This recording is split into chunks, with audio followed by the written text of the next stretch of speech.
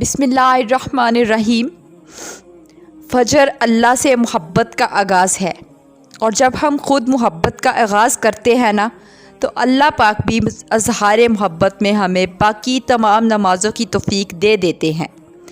جن کو چاہت ہوتی ہے وہ انہی کو اپنی طرف بلاتا ہے، اور پھر یوں رفتہ رفتہ محبت کا یہ سلسلہ تہجد تک پہنچ جاتا ہے، اور تہجد تو پھر ملاقات ہے اللہ سے۔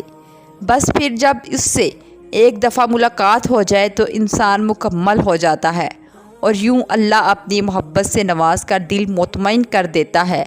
اکثر ہماری اپنی غرض ہی ہمیں اللہ تک لے کر جاتی ہے، اور اس کو تو بہت ہی پسند ہے کہ میرے بندے نے مجھ تک پہنچنے کی کوشش تو کی، پھر چاہے وہ کوشش اپنے مقصد کے لیے کیوں ہی نہ ہو۔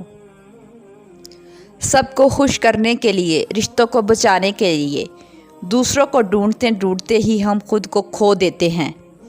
ہمیں جس سے محبت ہوتی ہے ہم اس کو تو تمام خامیوں سے بید قبول کر لیتے ہیں، لیکن خود کو ان خامیوں کے ساتھ قبول نہیں کر پاتے۔ ہم دوسروں کو جن غلطیوں کے لیے معاف کر دیتے ہیں انہی غلطیوں کے لیے ہم خود کو معاف نہیں کر پاتے، تبھی تو بے سکون رہتے ہیں۔ کیونکہ آج کل کی دنیا کا سب سے بڑا سچ یہی ہے کہ ہم خود کو ہی تسلیم نہیں کر پاتے۔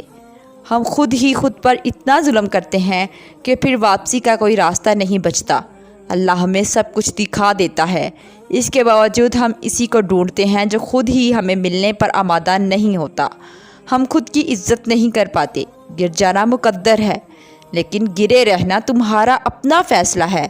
جن چیزوں کے لیے اللہ نے تمہیں معاف کر دیا ان کے لیے اگر خود کو سزا دو گے تو سکون کیسے آئے گا؟